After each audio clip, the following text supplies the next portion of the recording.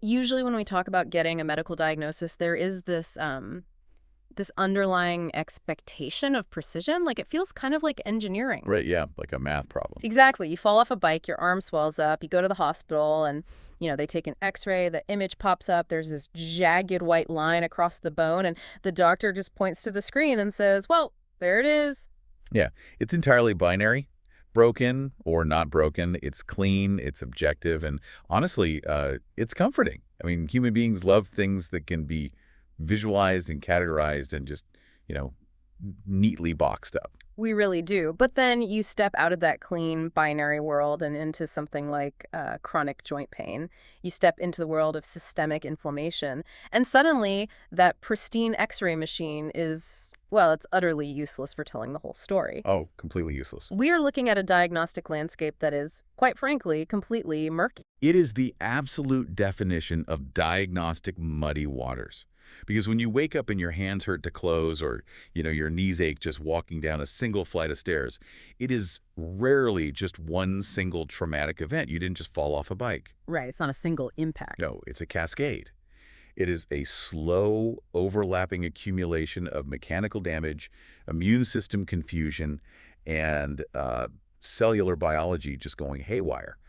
And to truly understand how that cascade works, we have to isolate it. We have to look at it under a microscope. Which is exactly our mission for today's deep dive. We are exploring a fascinating stack of research and literature that focuses on an incredibly intense, highly specific environment, which is the commercial dish pit. Yeah, high-volume commercial dishwashing. Exactly. Now, if you are listening to this on your commute or, while you're at a desk, you might be thinking, I haven't washed dishes for a living since I was a teenager. Why on earth do I care about this? Because the commercial dish pit is a perfect storm.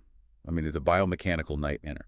It really is. We are using the commercial dishwasher's hands as, the ultimate stress test.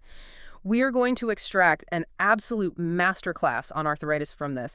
How to identify exactly what is happening in a joint, how to proactively prevent it, and most importantly, how to actively recover from it. Think about the physical realities of that environment for a second. You have a human being executing high-force pinch grips constantly, grabbing heavy, wet ceramic plates for 8 to 12 hours a shift. Just constant tension. Right. And you have relentless, unavoidable water exposure that completely compromises the skin barrier. Right. You have rapid, extreme thermal shifts from scalding hot sanitizing water to ice-cold metal. And on top of all that, you have this endless, repetitive squeezing of high-pressure spray nozzles. It's relentless. I was actually thinking about this earlier, and it reminds me of an automotive wind tunnel. Oh, I like that analogy. Right. Like when engineers want to design a car that can handle a daily commute, they don't just drive it in a light breeze. They put it in a high-speed wind tunnel, and they blast it with hurricane-force winds to see exactly where the aerodynamics fail, where the metal shudders, where the glass cracks. That's exactly what this is. The commercial kitchen is a high-speed wind tunnel for human joints.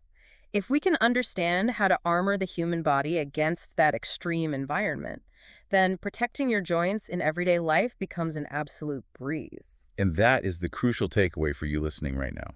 Whether you are typing at a keyboard for 8 hours a day, or, you're an avid gardener spending your weekends pulling weeds, or you're lifting heavy weights at the gym, the underlying mechanisms are exactly the same.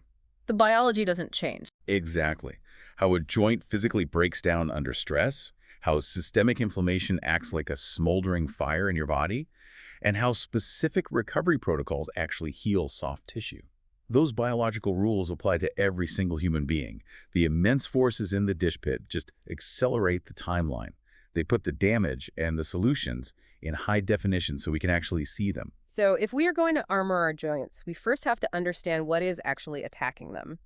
And the literature draws a massive bright line between two main villains here: osteoarthritis and rheumatoid arthritis. Right, the big two. Yeah. Before we even get into the physical environment of the kitchen, we need to understand the biological response inside the body. What is the fundamental difference between these two conditions? The easiest way to conceptualize it is to divide them into two categories, mechanical versus systemic. So osteoarthritis, which is often abbreviated as OA, is the mechanical wear and tear. It is the physical, literal degradation of your joint architecture over time. So we're talking about, the cartilage wearing away. Yes, specifically the articular cartilage. This is the smooth, incredibly slippery kind of pearlescent tissue that caps the ends of your bones where they meet in a joint. Like the shiny part on the end of a chicken bone. Exactly like that. Its whole job is to provide a frictionless surface. But underneath that cartilage is something called the subchondral bone. In osteoarthritis, the cartilage gets worn down, it shreds, it thins out, and eventually that underlying subchondral bone is completely exposed. Yikes. Yeah, it's essentially what happens when the shock absorbers and the brake pads in your car completely wear out, and you are left with raw metal grinding on raw metal. Bone grinding on bone. Just thinking about it makes me wince. It's brutal, but rheumatoid arthritis, or RA, is an entirely different beast. RA is a systemic autoimmune condition. This isn't about how many heavy plates you lifted or how many miles you ran. This is friendly fire. Friendly fire, meaning your own body is doing the damage. Exactly. Your body's immune system, which is, supposed to be hunting down viruses and bacteria, gets confused. It misidentifies your own tissues as a threat, and it actively attacks the synovial lining of your joints. And the synovium is what exactly? The synovium is the delicate membrane that encapsulates the joint and produces the lubricating fluid. When the immune system attacks it, that lining becomes severely inflamed, swollen, and it essentially starts digesting the joint from the inside out. Wow. Here is where it gets incredibly fascinating, though, because the literature explains how you can visually map this out on your own body. They call it the knuckle map. Yes, the knuckle map is a great tool. You can actually look down at your hands and tell which of these two villains is attacking you based on the geography of the pain. Yeah, the clinical presentation is remarkably distinct, and the first major clue is symmetry. Symmetry, okay, explain that. So, rheumatoid arthritis is almost always symmetrical. Because it is a systemic issue, because the confused immune cells are circulating through your entire bloodstream, it attacks both sides of the body equally. If your left wrist and the left base knuckles of your hand are swollen and throbbing, well, your right wrist and right base knuckles are likely doing the exact same thing at the exact same time.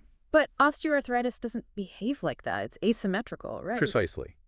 Because OA is mechanical. It is localized wear and tear. So it is usually much worse in your dominant hand or in the specific joint that you continually overwork. Right, that makes total sense. Like if you were a right-handed dishwasher who pinches heavy plates all day with your right hand, the cartilage in your right thumb is going to shred long before your left thumb ever feels a twinge. It's entirely usage dependent. Okay, let's break down this knuckle map in detail, because if you're listening, you can literally look at your own hands right now as we talk through this. The anatomy breaks the fingers down into very specific joints. Let's start with osteoarthritis, the mechanical wear and tear. Where exactly does OA strike the hand? OA has 3 primary targets in the hand, and they are very specific. First, it hits the DIP joints. DIP. That stands for distal interphalangeal joints. In plain English, that's the knuckle, the very tip of your finger, right below your fingernail. Okay, the tip knuckles. Right. When mechanical wear and tear hits this tiny joint, the body panics. It senses the joint becoming unstable as the cartilage disappears, so it tries to fix it the only way it knows how, which is by laying down extra bone. Wait, it grows new bone? Yes. It creates osteophytes, which are bone spurs. In the DIP joints, these form hard, bony lumps that are clinically called Heberden's nose. So they aren't squishy or swollen like a blister. They are literally hard lumps of new bone growing under the skin at the tips of your fingers. Exactly. They feel like little pebbles under the skin. Wow. Okay, and the second target? The second target for OA is the PIP joints, the proximal interphalangeal joints. These are the middle knuckles of your fingers, the ones right in the center. And do they get the same bony lumps? They do. When those same hard bone spurs form on the middle knuckles, they're called Bouchard's nodes. Okay, so Heberden's nodes at the fingertips, Bouchard's nodes in the middle knuckles. Where is the third target? The third major target is the CMC joint. That's the carpometacarpal joint at the very base of the thumb, way down where the thumb actually connects to the wrist bones. Oh, yeah, that meaty part of the thumb. Right. This joint takes an immense amount of force whenever you pinch or grip something. When the cartilage here wears down and bone spurs form, the entire base of the thumb gets this thick, swollen, squared-off appearance. Okay, so that is the precise map for OA. The fingertips, the middle knuckles, and the base of the thumb. It leaves hard, bony lumps. What about the autoimmune fire? Where does rheumatoid arthritis attack? RA targets a completely different set of joints. It primarily attacks the MCP joints, the metacarpophalangeal joints. Those are the large knuckles where the fingers meet the palm, right? The ones you use to punch something. Yes, the large base knuckles. RA goes straight for those. It also heavily targets the wrists. And the tactile feeling is completely different from OA. How so? Does it not feel bony? No. If you touch an RA joint, it doesn't feel hard and bony. It feels warm because of the active inflammation. It feels soft. And clinically, we describe it as boggy. Boggy, like a swamp. Exactly like a swamp. It is spongy swelling because the joint capsule is literally filling up with excess synovial fluid and inflammatory immune cells. It's fluid accumulation, not bone growth. And what happens if that fluid accumulation and inflammation just keeps going? Like if someone ignores it? If RA progresses without aggressive systemic treatment, that relentless internal fire starts to degrade the ligaments and tendons holding the hand together. They get loose. Oh, that sounds bad. It leads to severe permanent deformities.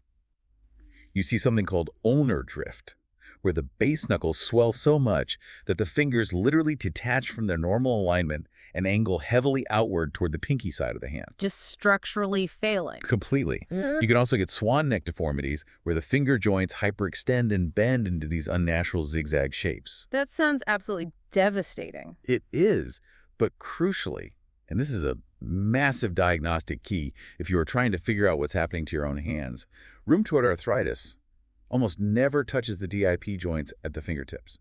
That is fascinating. It's like they have their own preferred real estate. Pretty much, yeah.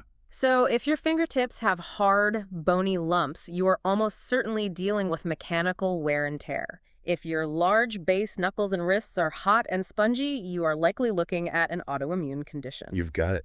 But I want to push back on this a little, or at least play out a scenario, because pain can be really tricky, and sometimes your whole hand just aches. How do I know for sure? And what about the morning stiffness rule? I read in the literature that if I wake up and my hands feel like rusty hinges, looking at the clock is actually my best diagnostic tool. How does a clock diagnose arthritis? It's amazing, but the clock is actually one of the most reliable clinical indicators a rheumatologist will ask about. Let's look at the biomechanics of sleep. Okay. When you're asleep, you aren't moving. For osteoarthritis, when you wake up, you will absolutely experience morning stiffness. The joint hasn't been lubricated by movement, so it feels tight. Sure, like a cold engine. Right. But this stiffness typically lasts under 30 minutes. Once you get out of bed, walk to the kitchen, run your hands under some warm water to make coffee, the joints loosen up, the gears get greased. But then, because OA is mechanical, the more you use those joints throughout the day, the worse the pain gets, right? Spot on. If you have OA, typing all day or gardening all afternoon will make the pain peak in the evening because you are continually grinding those worn-out gears. Use makes OA worse. RA is different. RA is the exact inverse. How so? With rheumatoid arthritis, the morning stiffness is profound, it is severe, and it lasts a very long time, usually well over 45 to 60 minutes, sometimes hours. You might physically struggle to close your hand just to hold a toothbrush. Half hours. Yeah. But ironically, as the day goes on, movement actually improves the symptoms of RA. Wait, if the joint is inflamed and actively being attacked by the immune system, why would moving it make it feel better? Wouldn't rest be better? You would think so, but it comes down to fluid dynamics. Yeah. The stiffness in RA is caused by a massive pooling of inflammatory fluid cytokines, white blood cells, excess synovial fluid inside the joint capsule while you lie still for 8 hours. Oh, so the fluid just sits there. Exactly. And when you finally force yourself to start moving, the physical contraction of your muscles acts like a pump. It physically squeezes that inflammatory fluid out of the joint and pushes it into the lymphatic system to be cleared away. No way. Yeah, movement acts exactly like a sump pump clearing out a flooded basement. That makes so much sense. Okay, so if I wake up stiff, but I'm totally fine by the time I finish my coffee, and then my hands ache terribly after I tuck on my laptop for 6 hours, that's classic OA. Yep. But if I wake up and my hands are frozen stiff for an hour, but ironically I feel much better after I go for a walk or do a light workout, that heavily leans toward RA. Precisely. But why does this distinction matter so deeply? If my hand hurts, my hand hurts. I just want the pain to stop. Why is getting the exact label so critical? Because treating them requires entirely different strategies, and misdiagnosing yourself is incredibly dangerous. In what way? Well, if you mistakenly think you have wear and tear OA, you might just try to rest the joint, wear a brace, or pop some over-the-counter ibuprofen. But if you actually have RA, your immune system is actively, microscopically eating the cartilage and bone every single day. So a brace isn't going to do anything. Nothing. Applying a mechanical fix like a brace to an autoimmune fire is like trying to put out a blazing house fire by fixing a leaky faucet in the bathroom. It does nothing to stop the destruction. That's a terrifying thought. It is. And by the time you realize your mistake, the joint architecture could be permanently eroded. Wow. Okay, so that is the grand overview of the two main villains. We have the map and we have the clock. Yeah. Now that we understand the underlying biology, let's go back to our high-speed wind tunnel. Let's look at exactly how specific physical actions in the commercial dish pit systematically break down specific joints. Right. Let's get into the mechanics. We are going to look at three primary dish pit pathologies. Let's start with thumb CMC osteoarthritis. So the CMC joint, the carpometacarpal joint at the base of the thumb, is an incredible piece of evolution. It is a saddle joint. A saddle joint. Yeah, if you picture a horse saddle, it's concave in one direction and convex in the other. This unique shape is what gives us our opposable thumbs. It allows for a massive range of motion. But that mobility comes at a steep price, which is instability. It is highly vulnerable to heavy axial loads forces pushing straight down into it. And in a dish pit, what is the action causing that force? Pinching. Imagine a dishwasher holding a stack of heavy ceramic dinner plates. They aren't lifting them from the bottom like a tray. They are pinching the rims of the plates between their thumb and their fingers.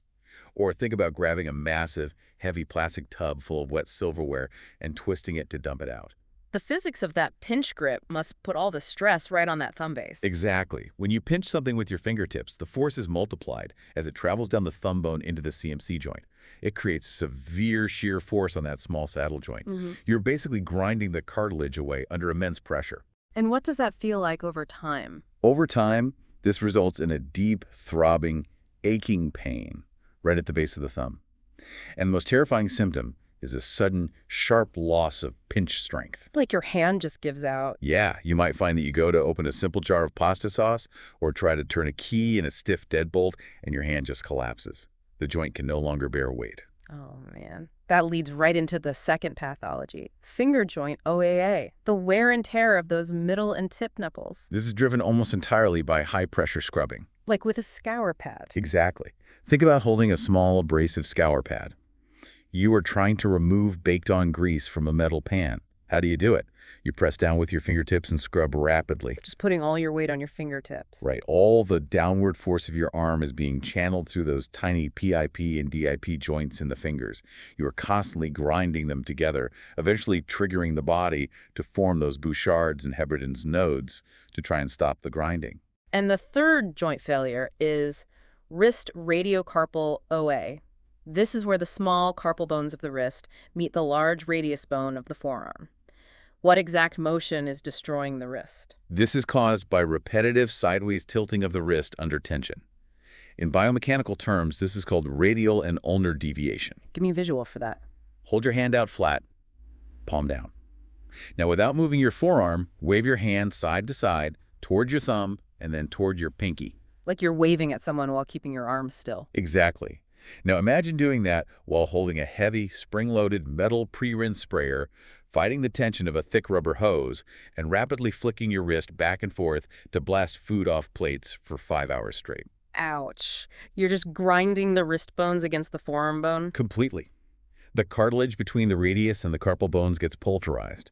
You will start to feel a gritty grinding sensation when you move your wrist, and you will eventually see visible, hard swelling on the dorsal side, which is the top of the wrist. This is where things get really tricky, though. The literature heavily emphasizes something called the mimics. Yes, the mimics. Because not everything that hurts in your hand is arthritis. These are soft tissue disorders, problems with the tendons, the sheaths, or the nerves that masquerade as joint pain. Let's unpack these because I guarantee people listening have experienced at least one of these. Let's start with de Quervain's tenosynovitis. What is going on there? De Quervain's is an inflammation, but not of the joint itself.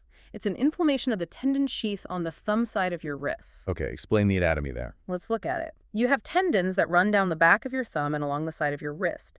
Their job is to pull the thumb away from the hand. These tendons pass through a narrow tunnel, a sheath, right at the wrist. Okay, I'm picturing a cable running through a tube. Right. Now, in a dish pit or in many manual jobs, you are repetitively pinching something, creating high tension on that cable, while simultaneously flicking your wrist back and forth. Which creates friction. Immense friction.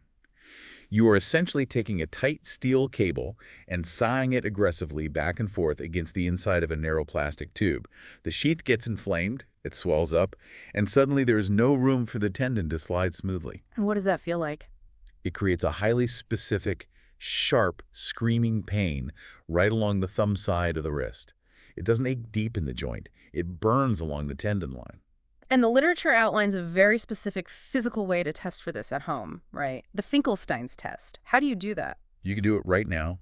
Hold your hand up, tuck your thumb inside your palm, and then fold your 4 fingers down over your thumb to make a fist. You're trapping your thumb inside your fist. Okay, got it. Now, keeping your arm straight, angle your wrist downward, moving your fist toward your pinky side. Oh, wow. You can immediately feel a stretch along the thumb side of the wrist when you do that. Right, everyone feels a stretch.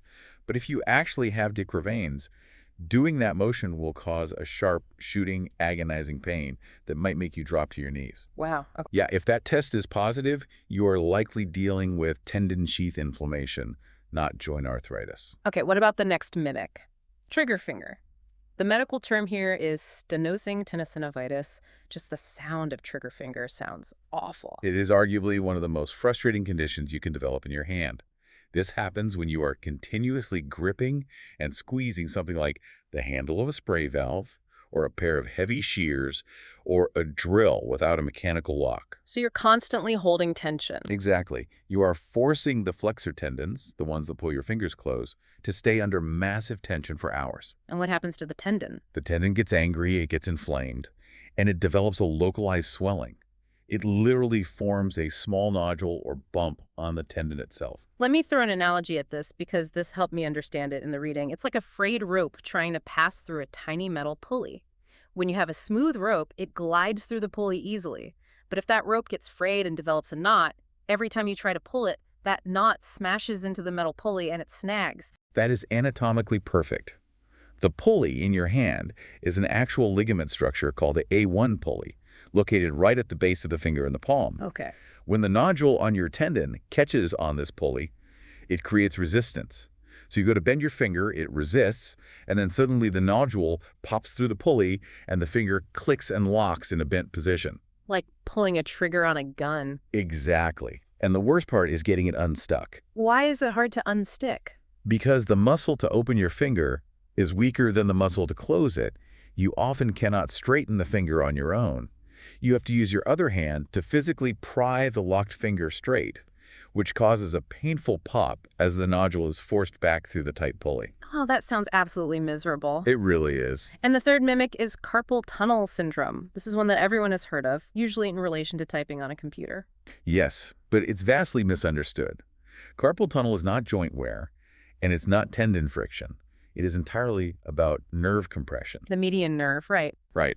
The median nerve runs down your forearm and passes through a narrow passageway in your wrist called the carpal tunnel, along with 9 flexor tendons. 9 tendons and a nerve? It sounds like a crowded tunnel. It is extremely crowded.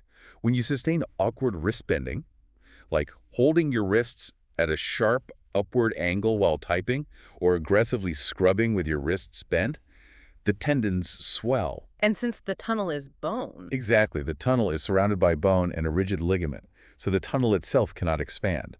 So the swelling tendons crush the softest thing in the tunnel, which is the median nerve. And a crushed nerve sends a very different pain signal than a grinding bone. Entirely different. Nerve compression creates numbness, tingling, or a pins and needles sensation. It often feels like your hand is falling asleep. And it only affects certain fingers, right? Crucially, yes. The median nerve only supplies sensation to the thumb, the index finger, and the middle finger, plus half of the ring finger. So if your pinky is totally fine, but your thumb and index fingers are numb and tingling, you are almost certainly looking at carpal tunnel syndrome, not arthritis. Now, I want to highlight something from the research that legitimately scared me. It's a very specific detail about the ring finger. Let's focus on ring finger arthritis or injury for a second. Why is the ring finger structurally unique from, say, the index finger? It comes down to evolutionary anatomy. Your index finger and your pinky have a lot of independent movement, but your ring finger is mechanically shackled to its neighbors. Shackled. Yeah, it shares deep flexor tendons, specifically the flexor digitorum profundus, and it shares muscle attachments with both the middle finger and the pinky. Meaning they all pull together. Right. Try to put your hand flat on a table and lift just your ring finger while keeping the others pinned down. Oh, wow. Yeah, you can't really do it. It's incredibly difficult, if not impossible, because of this shared anatomy. If you injure your ring finger or if localized inflammation sets in there, your entire hand's grip strength is ruined. The whole system is compromised. But the warning in the literature that really caught my eye wasn't just about grip strength. It was a severe warning about wearing jewelry. Yes, the metal wedding band warning. If you have arthritis, or if you work in an environment with high-stress hand mechanics, wearing a rigid metal ring is a massive safety hazard. Walk us through why. What happens? Go back to what we discussed about osteoarthritis in the PIP joints, the middle knuckles. When OA hits, the body forms Bouchard's nodes. The knuckle literally grows thicker with new bone. Or, if you have rheumatoid arthritis or just acute tendinitis from a heavy shift, the finger can suddenly swell with fluid. And if you are wearing a ring made of titanium or gold? The metal obviously doesn't stretch. If your finger swells rapidly from a flare-up, the ring becomes a tourniquet. It acts as a rigid band that completely cuts off vascular circulation to the end of the finger. The blood gets trapped. And the literature is very blunt about how fast this escalates. It's not just a tight ring, it's a medical emergency. It absolutely is. Right. Within a short time, you risk severe tissue necrosis. The tissue starts to die from lack of oxygen. You'd have to cut it off. Yeah.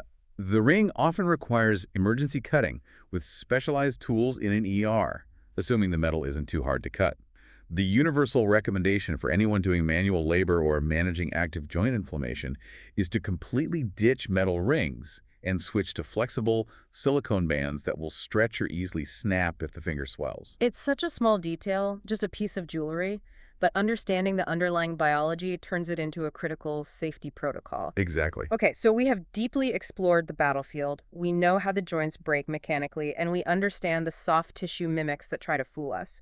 So how do we fight back? How do we alter our physical interactions with the world to prevent this damage from ever happening? This is where we get into strategy. Right. This brings us to tactical ergonomics and external protection.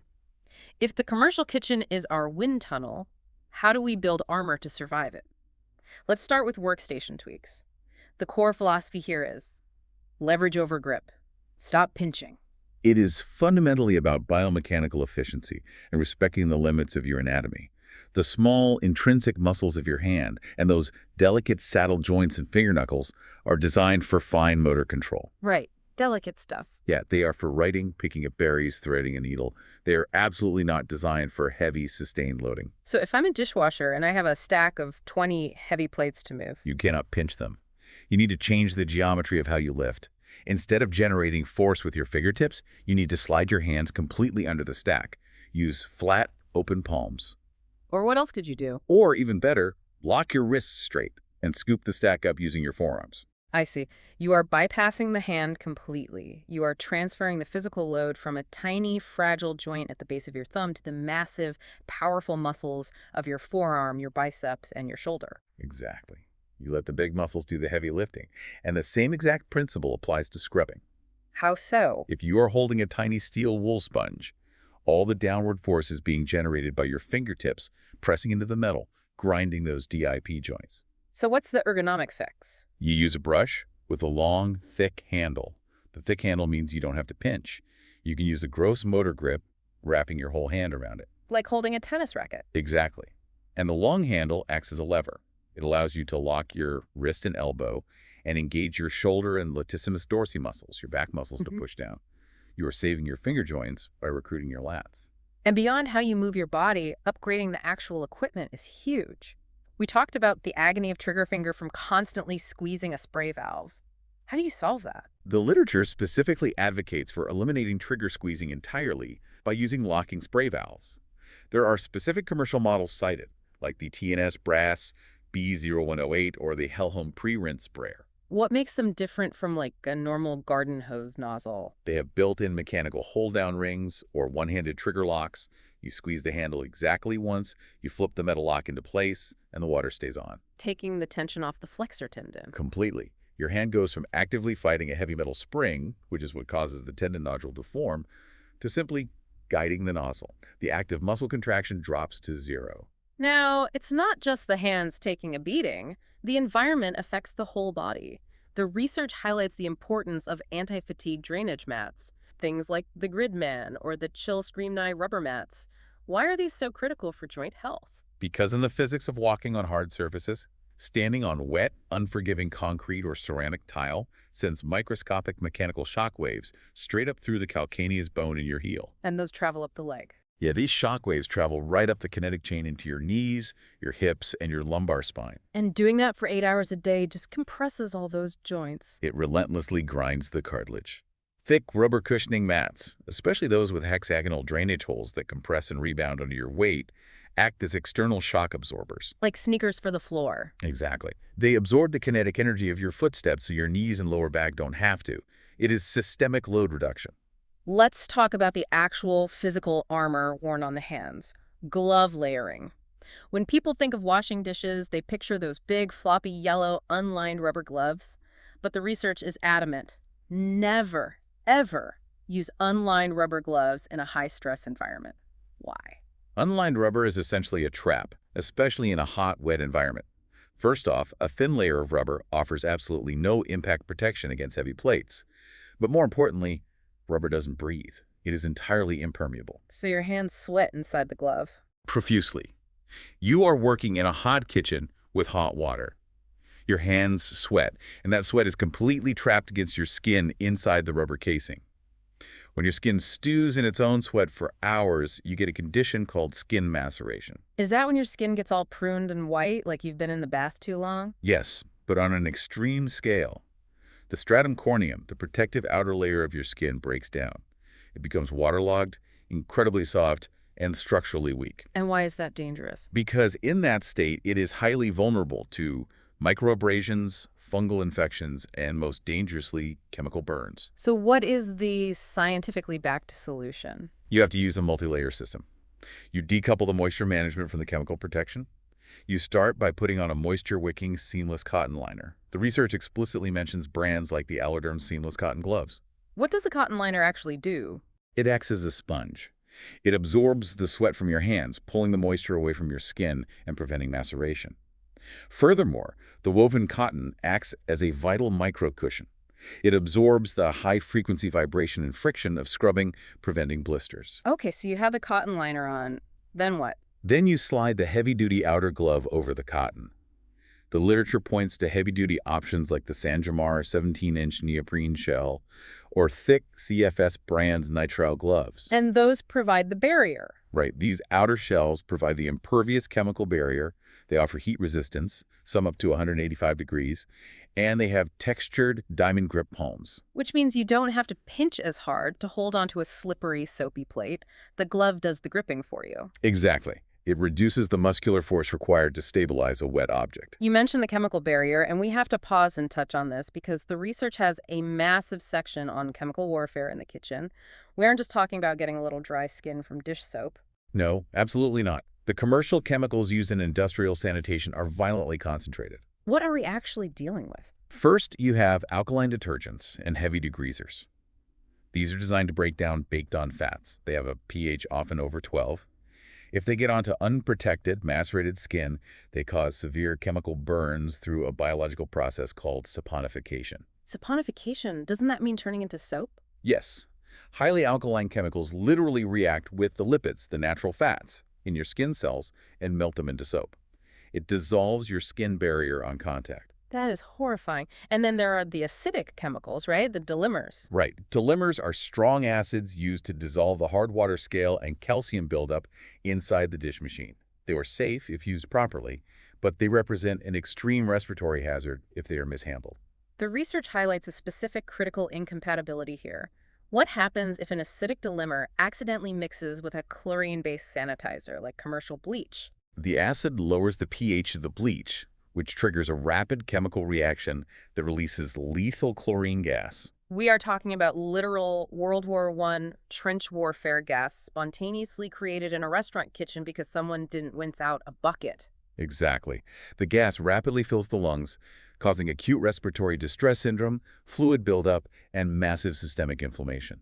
It can be fatal. Wow. This is why strict protocols, massive ventilation, using secondary containment, and aggressively rinsing sinks with fresh water between different chemical stages are absolutely non-negotiable. If you want to protect your joints, you can't have your body fighting off severe chemical burns or respiratory toxins because that sends your baseline systemic inflammation through the roof. Okay, let's look at one final piece of external protection, bracing strategy. If you actually have arthritis or tendonitis, how do you brace it? The research divides this into daytime active use and nighttime flare-up use. Why the split? Because your joint has completely different biological and mechanical needs depending on what you are doing. During the day, you still have to function. You have to work, drive, cook. You cannot have your hand completely immobilized in a cast. So you use a low-profile brace. Right. We call it a functional brace. The primary example cited for that thumb CMC arthritis is the Push Metagrip. It is a highly engineered, low-profile brace. What makes it functional? It has a tiny squeeze-to-fit metal insert that clamps down and stabilizes exactly that one vulnerable saddle joint at the base of the thumb. But crucially, it leaves the palm of your hand, your wrist, and your other fingers completely free. It's like strapping a tiny exoskeleton around just the one joint that is failing. That's a perfect analogy. It prevents the sheer force from grinding the bone while allowing you to maintain your grip. But at night, or if you are in the middle of a massive, painful flare-up, a functional brace isn't enough. You need rigid immobilization. Like you, I'll just use the small one. Because you want to force the joint to rest in a perfectly neutral anatomical position. While you sleep, people tend to curl their wrists inward into terrible flexed positions under their pillows. This stretches inflamed tendons and compresses nerves for 8 hours. Ah, so you put on a rigid splint to stop yourself from doing that. Exactly. You use something like the Usher Form-Fit Thumb Spica or a rigid wrist brace with a metal spoon in the palm. It locks the hand in place. By preventing movement while you sleep, you allow the inflamed synovial tissue to finally settle down and clear the fluid. Wait, I have to jump in here and push back on all of this because I'm picturing the reality of a commercial kitchen. Okay, sure. If I'm a dishwasher and it is 7:30 p.m. on a Friday night dinner rush, the ticket machine is screaming, the servers are yelling for plates. If I stop to carefully put on my moisture-wicking cotton liner and then my heavy neoprene glove, and then I meticulously engage the trigger lock on the sprayer, and then I purposefully carry smaller stacks of plates using my forearms, I am going to get fired for being too slow. Yeah, you might. The manager is going to scream at me. How is any of this practical in the real world? It is an incredibly valid pushback, and it highlights a very real tension. The culture of manual labor environments often ruthlessly prioritizes short-term speed over long-term safety. But we have to look at this as a mathematical equation of long-term return on investment. Okay, walk me through the math. Yes, carrying smaller stacks of plates utilizing your forearms might mean you had to make one extra trip across the kitchen. It might cost you 10 extra seconds. Flipping a trigger lock might take 2 seconds. But consider the alternative. Which is? If you continually push past your anatomical limits to save 10 seconds, and you blow out the cartilage in your CMC joint at age 40, you aren't just a little slow on a Friday night. Your entire career in that kitchen, or as a carpenter, or an electrician, or any manual trade, is permanently over. You trade a few seconds of efficiency today for 10 extra years of a functioning body. Exactly. The microergonomics, the intentional tiny changes in how you grip and lift, are the only thing that prevents the macro trauma of early career-ending joint failure. So, bringing it back to the everyday listener. Even if you have never stepped foot in a dish pit, you need to look at your own workstation right now. Are you death gripping your computer mouse? Are you typing with your wrists cranked at a steep angle? Are you carrying all the grocery bags on one finger? These microscopic mechanical stresses are quietly, efficiently carving away at your cartilage every single day. It really makes you rethink how you move. It does. All right, so we've effectively built an external suit of armor for the hands. We fixed the ergonomics, but all the locking sprayers in the world won't save your joints if your own immune system is burning them down from the inside out. That's the other half of the battle. Let's look at the bloodstream. We are transitioning to internal prevention, diet, and the inflammatory fire. This is a massive paradigm shift. This is where we move from mechanical offloading, changing how you touch the world, to actively altering your cellular biology from the inside. We are fundamentally changing what molecules are circulating in your blood. And the most impactful factor the research points to isn't some rare supplement, it's systemic weight management. But the statistic they drop here is, frankly, staggering. Yes. The clinical biomechanical data shows that for every 1 single pound of body weight you lose, you remove 4 pounds of mechanical pressure from your knees per step. Okay, hold on. 1 pound off the scale equals 4 pounds off the knee joint. How is that physical math even possible? That sounds like magic. It's not magic, it's the unforgiving physics of leverage and momentum during the human gait cycle. Explain that. When you walk or go downstairs, you aren't just gently resting your static body weight on your knee, you are propelling mass forward through space, and then your knee has to rapidly decelerate and catch that moving mass. So gravity and acceleration multiply the force. Exactly. And because the knee operates on a lever system based on the angle of the joint, the force isn't counted. So losing 10 pounds doesn't mean 10 pounds off your knees. It means 40 pounds less crushing force, grinding your articular cartilage every single time your foot hits the floor. But the research points out that the benefit of weight management isn't just mechanical, it's actually chemical, right? Yes, and this is a relatively new understanding in medicine. For a long time, we thought adipose tissue body fat was just passive storage, just extra energy sitting there. We now know that adipose tissue is highly active endocrine tissue. Meaning it acts like a gland, it secretes things? Exactly. Excess body fat continuously secretes a stream of pro-inflammatory cytokines into the bloodstream.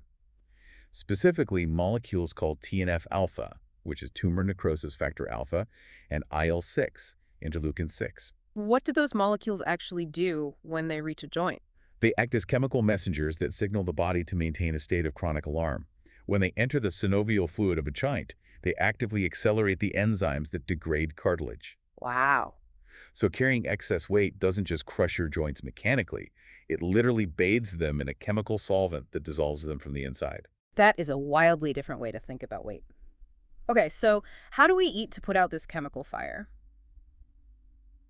The literature outlines 3 specific evidence-based dietary protocols. Let's start with the most famous one, the Mediterranean diet. Why does this have such high-quality evidence for joint health?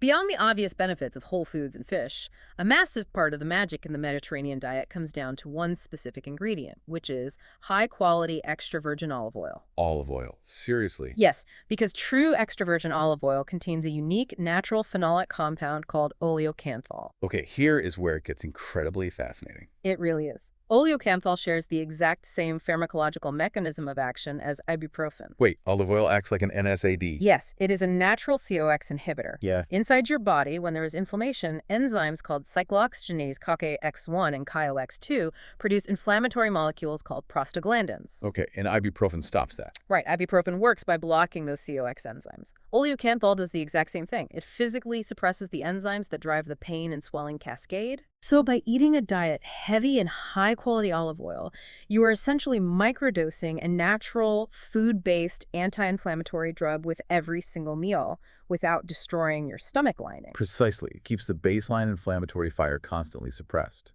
The second dietary protocol highlighted is the whole food plant predominant diet, or WFPB. Now, I know vegetables are good for you, but what is the specific mechanism here for arthritis? The superstar mechanism of a plant-predominant diet is dietary fiber. But it's not about digestion, it's about the microbiome. The gut bacteria. Right. When you eat a massive amount of varied plant fiber, it passes undigested into your colon. There, your gut microbiome, the trillions of bacteria ferment that fiber. And the byproduct of that fermentation is the creation of short-chain fatty acids, primarily one called butyrate. Why do we hear about butyrate? What does it do? Butyrate is the primary fuel source for the cells lining your colon. When those cells are healthy and fueled by butyrate, they maintain incredibly tight junctions. They form a solid wall. And if they don't? Then you get something often called leaky gut. If the wall isn't solid, it prevents endotoxins and undigested food particles from leaking out of the gut and into the bloodstream. And if those toxins leak into the blood, the immune system freaks out. It mounts a massive systemic inflammatory response to attack the foreign invaders in the blood. And that inflammation eventually settles into the joints, making arthritis significantly worse. Butyrate stops that overactivation at the source by keeping the gut wall fortified. Furthermore, the research stresses that a whole food plant diet naturally eliminates something called AGVs. And I want to spend some time here because these are explicitly called out as massive drivers of joint destruction. What exactly are AGVs? AG stands for Advanced Glycation End Products. These are harmful compounds that are formed through a process called glycation.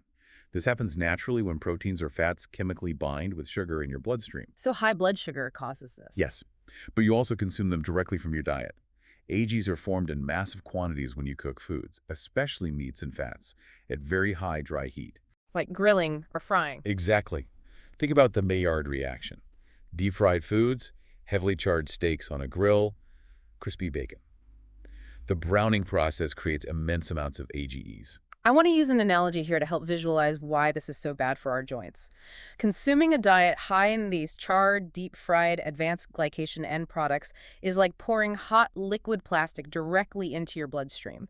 And as that plastic circulates through your body, it eventually cools, hardens, and coats the structures it touches. That is an incredibly accurate visual for what happens on a molecular level. And what happens when that liquid plastic gets into the joints? The AGEs bind to specific receptors on your cells called RAGE receptor for advanced glycation end products.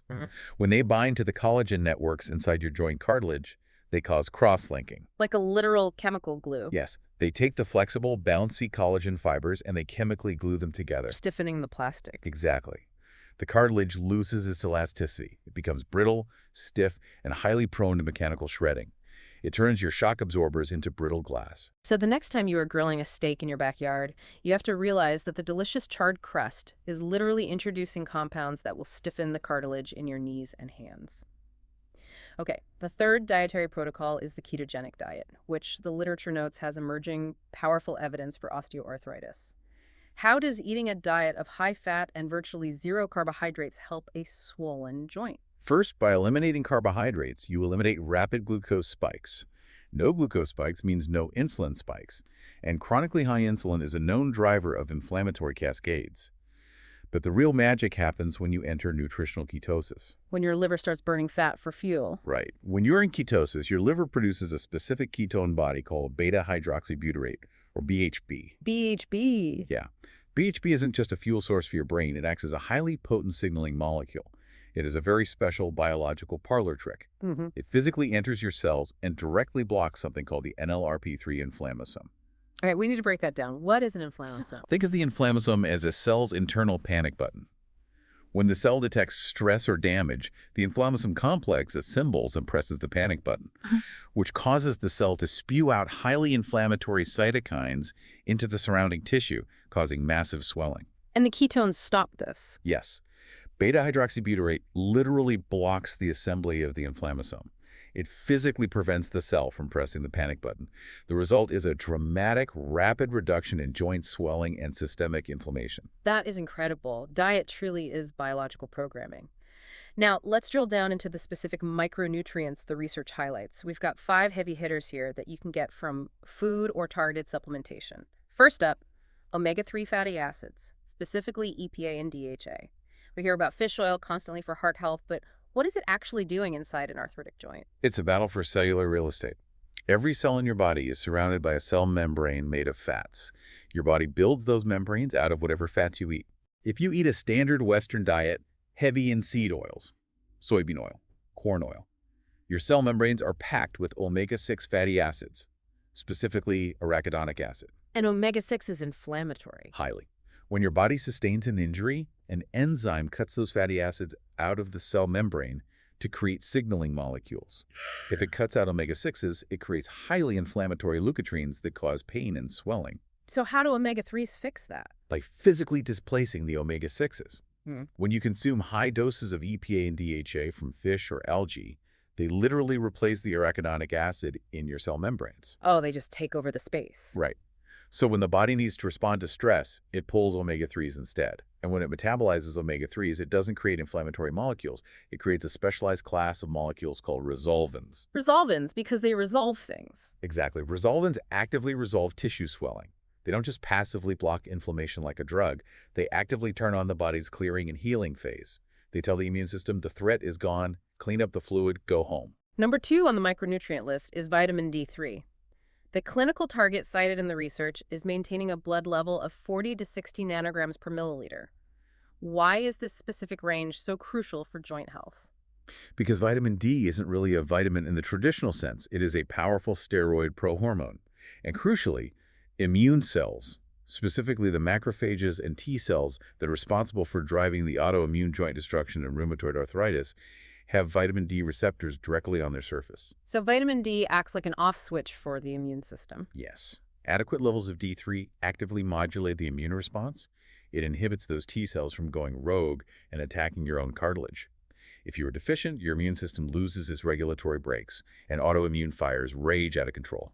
Number 3, polyphenols and flavonoids. These are the compounds found in brightly colored plants. The literature specifically mentions EGCG from green tea and tart cherry extract. Tart cherry is famous in the rheumatology world for its ability to lower serum uric acid levels, which prevents gout crystals from forming in the joints. But EGCG, the active compound in green tea, is fascinating for osteoarthritis. What does EGCG do? It directly suppresses a family of enzymes called MMPs. That stands for matrix metalloproteinases. Let me guess. These are the enzymes that dissolve things. Yes. MMPs are literally the enzymes that eat and dissolve the collagen matrix of your cartilage. When a joint is stressed, it pumps out MMPs. EGCG flows into the joint and chemically binds to those enzymes, telling them to stand down and stop eating the cartilage. Number 4, magnesium. Magnesium is an essential mineral cofactor responsible for over 300 enzymatic reactions, but mechanically it is vital for muscle relaxation. If you are deficient in magnesium, your muscles become hypertonic. They stay constantly flexed, squeezed, and tight. And how does a tight muscle ruin a joint? Think about the periarticular muscles, the muscles surrounding a joint. If your forearm muscles are locked in a hypertonic state from magnesium deficiency, they are relentlessly pulling on the tendons that cross your wrist and hand. Just constantly pulling. Right. They are actively pulling the joint spaces tighter, grinding the bones together 24 hours a day. Magnesium relaxes that tension, creating space in the joint. And finally, number 5, sulforaphane, found primarily in broccoli sprouts. This is one of the most powerful dietary interventions discovered. Sulforaphane activates something called the NRF2 cellular defense pathway. What does that pathway do? It flips a genetic master switch inside your DNA. It commands your cells to dramatically ramp up the production of their own endogenous antioxidants, like glutathione. So you make your own antioxidants. Exactly. Instead of relying on eating antioxidants like vitamin C, sulforaphane triggers your body to manufacture its own internal fire extinguishers, massively neutralizing the oxidative stress inside an angry, swollen joint. Okay, so we've adjusted our physical workstations to stop the mechanical grinding. We've overhauled our diet to stop making that liquid plastic, those AGEs, and we've started manufacturing resolvents to actively heal the tissue. But how do we actually know it's working? You can't just guess based on how you feel on a Tuesday. This brings us to blood diagnostics, measuring the battlefield. Exactly. In medicine, you cannot manage what you do not accurately measure. A comprehensive joint workup doesn't just look for one thing. It looks at 3 distinct areas: core inflammatory markers, the autoimmune differential, and metabolic cofactors. Let's start with the general alarm bells. The core inflammatory markers, the big one everyone hears about is hsCRP, or high-sensitivity C-reactive protein. The literature states that values over 3.0 milligrams per liter indicate chronic systemic inflammation. But I want to push back on this because it seems too broad. It is very broad. Right. If I get my blood tested and my hsCRP comes back at a 4.0, does that mean I definitely have arthritis? Or could it just mean I slept terribly, I'm super stressed at work, and I ate a whole pizza last night? That is the vital distinction, and is why doctors don't rely on CRP alone. CRP is a protein produced by your liver in response to systemic alarm signals. Yeah. It is highly nonspecific. Meaning it could be anything. Right. An elevated hsCRP just tells you that there is a fire somewhere in the house. It could be early-stage arthritis, absolutely. But it could also be chronic gum disease, an asymptomatic viral infection, or extreme metabolic stress from sleep deprivation and a terrible diet. It tells you to start looking for the smoke, but it doesn't give you the address of the fire. Exactly. Another general marker is the ESR, or the SED rate. How does the SED rate test actually work physically? It's actually a very mechanical test. It stands for erythrocyte sedimentation rate. They take a sample of your blood, put it in a tall, thin test tube, and literally just watch how fast your red blood cells fall to the bottom over the course of 1 hour. Why would they fall faster if you were inflamed? Because of gravity and surface area. If you have high systemic inflammation, your liver pumps out inflammatory proteins like fibrinogen. Fibrinogen coats the red blood cells and makes them sticky. Oh, so they clump up. They do. They clump together like stacks of coins, a formation called a rouleau. A clump of cells is much heavier than a single cell, so they sink to the bottom much faster. A high SED rate means a high tempo of inflammation in the body. And the third general marker is ferritin. I always thought ferritin was just a measure of iron storage for anemia. It is the primary iron storage protein, but it plays a dual role. In the absence of an iron overload disease, ferritin acts as an acute phase reactant. Meaning it reacts to stress. Yes, when your immune system is highly agitated and fighting a massive inflammatory battle, it purposefully hoards iron in the form of ferritin to keep it away from potential bacterial pathogens. So a massive spike in ferritin can indicate severe cellular distress. Okay, so those are the broad alarm bells. But if my CRT and SED rate are high, how do we prove that the fire is actually rheumatoid arthritis attacking my joints and not just mechanical wear and tear from my job? That brings us to the autoimmune differential. This is where the lab work gets highly specific. We stop looking for general smoke and we start looking for the specific weapons the immune system is manufacturing. First is the rheumatoid factor, or RF. Okay, RF. This is an autoantibody that mistakenly attacks healthy tissue. It is positive in about 70 to 80% of rheumatoid arthritis cases. But the research is very clear that RF isn't the real smoking gun. The real diagnostic powerhouse is something called anti-CCP. What is that? Anti-CCP stands for anticyclic citrullonated peptide. That is a mouthful. It really is. During inflammation, certain proteins in the joint change their chemical structure, a process called citrullination. In RA, the immune system views these changed proteins as foreign invaders and creates specific antibodies to hunt them down and destroy them. And this test looks for those antibodies. Yes, this test looks for those hunter antibodies. And how accurate is this test? It is greater than 95% specific for rheumatoid arthritis. If your anti-CCP is highly positive, you almost certainly have RA. But what is truly wild, and this is why early testing is so vital, is that anti-CCP antibodies can show up in your bloodstream years before you ever feel pain and years before an X-ray shows any bone erosion. Wow. It's an incredibly precise early warning system. It tells you the invasion is planned before the troops even arrive at the joint. What else is in this autoimmune panel? A thorough doctor will also run an ANA, which is the anti-nuclear antibody test. This screens for lupus and other connective tissue disorders that can mimic RA. They will check HLA-B27, which is a genetic cell surface marker strongly associated with a different family of arthritis, like ankylosing spondylitis, which fuses the spine. Oh, wow. Yeah.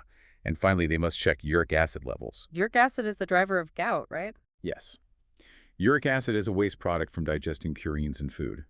If your blood levels cross a threshold of roughly 6.8 milligrams per deciliter, the blood becomes fully saturated. At that point, the uric acid drops out of solution and physically crystallizes into sharp microscopic needle-like shards directly inside the joint space, triggering a blindingly painful gout attack. And the final part of a comprehensive blood workup is looking at metabolic cofactors. The research heavily emphasizes checking fasting insulin and HbA1c. We touched on this during the diet section, but why are a joint doctor and a rheumatologist looking at diabetes markers? Because of the AGEs we discussed earlier. HbA1c is literally a measure of how glycated or sugar-coated your red blood cells are over a 3-month period. So it's a history of your blood sugar. Exactly.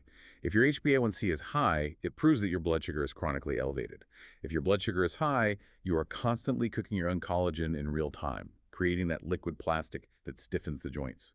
You cannot heal joint tissue in a highly glycated environment. And they also run a CBC and a CMP, basic blood counts and metabolic panels. Yes, to establish baseline kidney and liver function.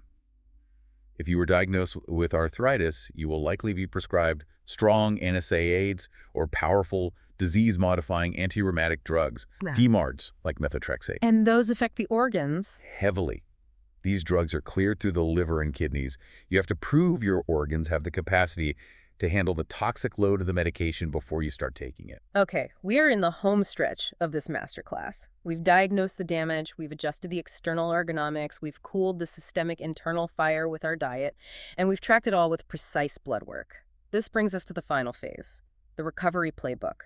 Physical therapy and supplementation. How do we actively heal and recover the tissue after a grueling 10-hour shift?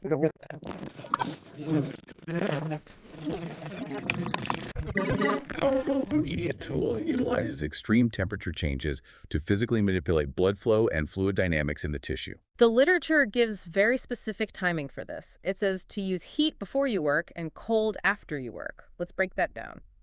Why warm water soaks or paraffin wax babs before a shift? It comes down to the viscosity of the synovial fluid inside the joint. When a joint is cold, the fluid is thick and sticky, like cold maple syrup. And moving a joint with cold syrup causes friction. Exactly. By submerging your hands in warm water for 10 to 15 minutes before you start lifting plates, you physically warm the fluid. The heat increases local circulation. The fluid becomes thin and slippery. You are literally warming up the oil in the engine before you redline it. But after the heavy shift, when your hands are throbbing and the tendons are covered in micro tears from pulling the sprayer, you switch to cold therapy, ice wraps, or plunging the hands into cold water for 10 to 12 minutes. Right, because heat drives blood flow, which would increase swelling. Cold therapy causes massive, rapid vasoconstriction. It clamps the blood vessels shut. Just shutting off the hose. Exactly. This physically crushes the acute swelling in the tendon sheaths and blunts the inflammatory cascade from flooding the joint with cytokines. Heat to thin the oil, cold to put out the fire. That is so simple but so mechanically sound. The research also suggests magnesium Epsom baths. We talked about how magnesium relaxes hypertonic muscles. Yes, it's great for that. Soaking your forearms in hot Epsom salt water allows the magnesium to absorb transdermally, relieving those tight forearm muscles that are relentlessly pulling on your hand tendons. Now, what about painkillers? People pop ibuprofen like candy, but the research highlights a very specific, localized application. Diclofenac 1% gel. This is a game changer for hand arthritis. Taking oral NSAID pills daily is highly destructive. The pill has to go through your stomach, where it suppresses the prostaglandins that protect your gastric lining, leading to ulcers and GI bleeding. But the gel bypasses that. Entirely. The small joints in the hand, the CNC thumb joint, the PIP knuckles, are very superficial. They sit right directly beneath the skin. So you just rub it right on? Yeah. By rubbing a prescription-strength NSAID gel like diclofenac directly onto the knuckle, the medication absorbs to the skin and goes straight into the joint capsule. You get massive local anti-inflammatory action with virtually zero gastrointestinal destruction. That is a massive physiological hack. And for nighttime recovery, they recommend wearing compression gloves like Isotoner or Copper Joe brands while you sleep. The gentle, continuous pressure physically squeezes the edema, the pooled fluid, out of the swollen knuckles and pushes it back into the lymphatic system. Simple but effective. Now, let's talk about active physical therapy. The research outlines a mandatory 5-minute pre-shift warm-up routine. We've got wrist circles to physically pump and distribute that warm synovial fluid, but I want you to walk us through the next exercise because it sounds vital for anyone who uses their hands heavily. Tendon glides. How exactly do we perform a tendon glide, and what is it doing? The goal of a tendon glide is to smoothly pull the flexor tendons through the carotid carpal tunnel to their maximum excursion without applying any heavy load. It prevents them from getting sticky and snagging. So how do I do it? You start by holding your hand up, completely open, fingers pointing straight at the ceiling. Step 1, you move to a straight fist. You bend the fingers only at the large base knuckles, keeping the finger pads completely flat and straight against the palm. Like you are making a duck beak with your hand. Yes, a duck beak. Step 2, from that position, you curl the fingers all the way in tightly to make a standard full fist. Okay, got it. Step 3, you unroll the base knuckles so they are straight again, but you keep the middle and tip joints tightly curled. This is called a hook fist. Open hand, flat duck beak, full fist, hook fist. Exactly. Running through 10 slow, deliberate cycles of those 4 positions physically glides every zone of the flexor tendons through their sheaths, warming them up and ensuring smooth tracking before you ever grab a heavy plate or a tool. What about off-hours rehab? Strengthening the hand so it doesn't break down in the first place. The research talks extensively about using Therapity, which is that thick, color-coded resistance putty. What specific muscle are we trying to strengthen? Because I don't want to just squeeze a ball and make my joints hurt more. You don't want to just indiscriminately crush things. A primary target for rehabilitation is a muscle called the first dorsal interosseous, or the FDI. Where's that? If you place your hand flat on a table, palm down, and you try to push your index finger sideways away from your middle finger, you are firing the FDI. It is a thick teardrop of muscle that sits in the web space between your thumb and index finger. And why is the FDI so critical for thumb arthritis? Because it attaches near the base of the thumb. By using resistance putty to strengthen this specific muscle, by burying your fingers in the putty and spreading them apart, you create a dynamic, active muscular sling. Like a natural brace. Exactly. A strong FDI literally hugs the CMC thumb joint and holds it firmly in its socket, preventing the bone from wobbling and grinding when you pinch. And the research also emphasizes maintaining the C-pinch shape with the putty. Yes. When you grip anything, a plate, a steering wheel, a drill, you want the open space between your thumb and index finger to form a perfect round C shape. What happens if you don't? If the middle joint of your thumb collapses flat or hyperextends inward so it looks like a Z, the biomechanics collapse. All the mechanical force bypasses the strong muscles and shoots straight down, shearing the fragile CMC joint at the base. Practicing holding that perfect C shape against the resistance of the putty rebuilds the neuromuscular habit of a safe grip. Finally, to wrap up the recovery playbook, we need a serious reality check on the supplement aisle. The supplement industry is a multi-billion-dollar machine, and arthritis patients are prime targets. Let's look at what the actual clinical research says. Let's start with the one that gets the highest praise in the literature. Curcumin, derived from turmeric. Curcumin is one of the few natural compounds with moderate to strong clinical evidence backing it. It doesn't just mask pain. It actively inhibits those exact inflammatory cascades we mentioned earlier. How exact? It blocks the NF-κB pathway, and it suppresses COX-2 enzymes. In multiple robust trials, high-quality curcumin performs comparably to ibuprofen for joint symptom relief, but crucially, without causing stomach ulcers. But there is a massive biological catch here that people miss when they just buy cheap turmeric at the grocery store. There is. Raw curcumin has atrocious bioavailability. If you just eat turmeric powder, your liver immediately tags it, and you excrete almost all of it in your urine before it ever reaches your joints. Well, how do you make it work? It absolutely requires a bioenhancer. The most common is piperine, which is an extract of black pepper. Piperine temporarily inhibits the liver enzymes, allowing the curcumin to actually enter the bloodstream. Oh, that makes sense. Alternatively, you look for advanced phytosome technology, where the curcumin is wrapped in a lipid layer to smuggle it into the blood. If your supplement doesn't have piperine or phytosomes, you are wasting your money. What about the absolute classics, glucosamine and chondroitin? I feel like my grandparents have been taking massive horse pills of these for decades. The clinical evidence here is surprisingly conflicted and, frankly, low. Glucosamine sulfate, specifically the sulfate form, shows some modest pain relief and joint space preservation in long-term European trials. But there's another kind, right? Yes, glucosamine hydrochloride, or HCl, which is cheaper and very common in the U.S., has repeatedly failed massive, large-scale placebo-controlled trials. They are not the magic cartilage rebuilding bullets marketing claims them to be. And MSM, you usually see that mixed in. MSM acts as an organic sulfur donor.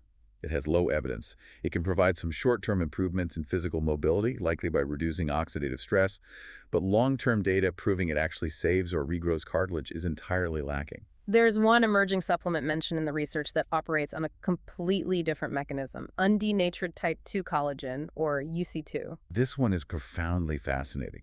Instead of trying to provide physical building blocks for your body to rebuild cartilage, which is what glucosamine tries to do, UC2 works by hacking the immune system via the gut. How does that work?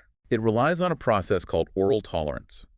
When you swallow a tiny dose of this specific undenatured collagen, it interacts with specialized immune tissues in your intestines called Peyer's patches. And what does it do there? It essentially trains your immune system to recognize collagen as a safe food, not a foreign enemy. So it stops the friendly fire. Exactly. It sends a systemic signal to the T cells to stop attacking the type 2 collagen inside your own joints. Emerging clinical trials show UC2 significantly outperforming standard glucosamine and chondroitin combinations in reducing joint pain and stiffness. But the literature is very explicit, and we need to be very clear with the listener about the catch with all of these structural supplements. I want to go back to the car analogy. Taking joint supplements is like pouring a bottle of incredibly high-quality synthetic oil into an engine that already has worn-out, stripped, grinding metal gears. That is exactly right. It will heavily lubricate the system, it will lower the friction heat, and it will absolutely stop those gears from grinding themselves into dust quite so fast. Right. But it is not going to magically rebuild the stripped metal gears. Spot on. Supplements do not regrow bone-on-bone lost cartilage. Once the cartilage is gone, it is gone. Yeah, you have to be realistic. What supplements do is modulate the synovial inflammation and slow the rate of further degradation. And crucially, unlike an NSAID pill that kicks in and stops your pain in 45 minutes, these structural supplements take a minimum of 8 to 12 weeks of daily, uninterrupted use to show any significant clinical results.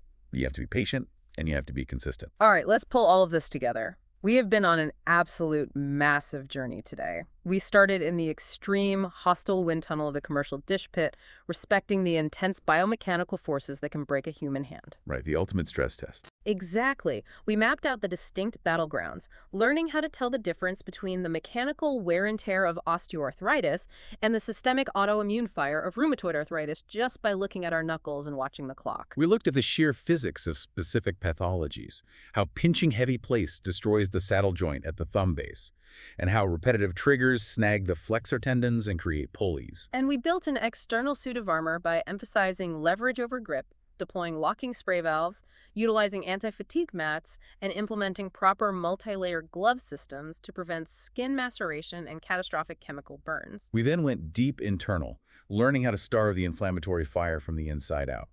We learned the physics of how losing 1 pound removes 4 pounds of crushing force.